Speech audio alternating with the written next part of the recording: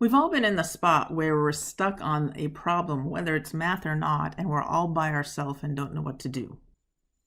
Luckily for us, with wamap, we can post our question on the forum and get help, maybe not exactly at the time we need it, but relatively soon. So this video, we're going to talk about how to create a good post, how to best answer a question, someone else's question on a forum, and how to use your time wisely with the forum. Here's an example of a good post. When you post from the homework, by the way, wamap actually puts the question in the post, so it's really nice to be able to see what the question is. That's done automatically if you post from the homework.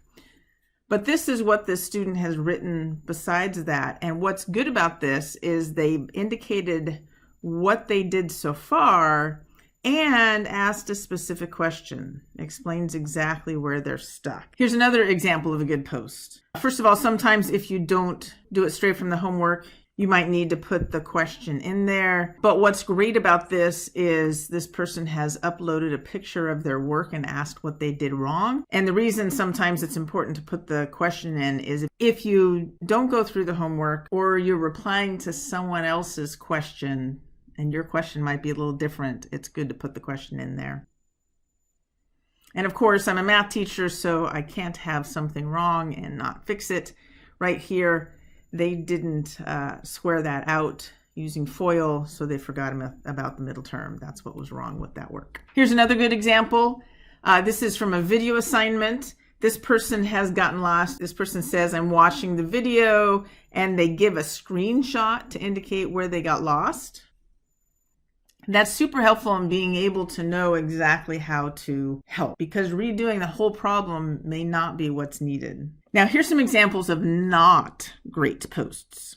You've got a video assignment, so you have a video and a question, and someone will post the question and say, I don't even know where to start. But of course, it's pretty much the same problem from the video. So what you're telling your teacher there is that you didn't watch the video. So make sure you watch the video. Here's another example of a post that's not so great. There's no question at all.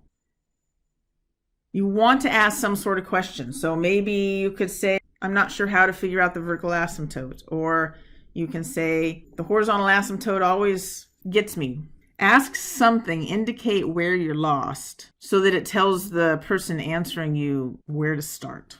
Now, let's talk about answering a question. Here's a question that was previously there. This is, again, a good example of a question. It talks about what they did and a question they have. Of course, it's got the question there. So the person who answered this actually does some explaining about where the answer comes from. And here's a good example of how not to answer a question. And again, this does happen. So this is actually a great question. I need some help on this problem. They know how to figure out the inverse function, but not sure how to find the domain. This is not helpful. Just giving the answers. That's not helpful at all. What we want is an answer that gives some reasoning behind what the answer actually is. So this would be an example of a good answer. At the same time, you're not expected to be an expert at explaining things, but do your best to explain the reasoning behind everything. And lastly, let's talk about using your limited time wisely, right? Of course, we want you to watch the videos and read the book. That's really important. But sometimes you're still stuck and you're unsure how to attack a problem. So go ahead and post it.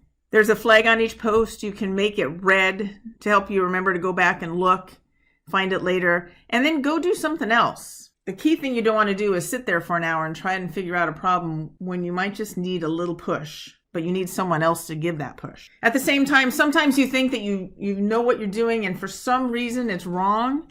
Take a picture of your work, post it on the forum, and then come back later. A lot of times it's hard to find your own error. Make sure you are learning the material, not just getting the answers. And lastly, it's a math class. There's no way around it. You're going to be spending a lot of time. So make sure you plan. Here's a week where you can see that almost every day this person has planned to do math. Math is not something that you can do once or twice a week and succeed well. At least most people can't do that. So make sure you're working on it almost every day. And one last thing, advocate for yourself. For example, If this was an answer to one of the questions on the posts, and you're not sure where that came from, ask. Advocate for yourself to make sure you understand how to do each and every question. I hope the forums can be super useful to you this quarter.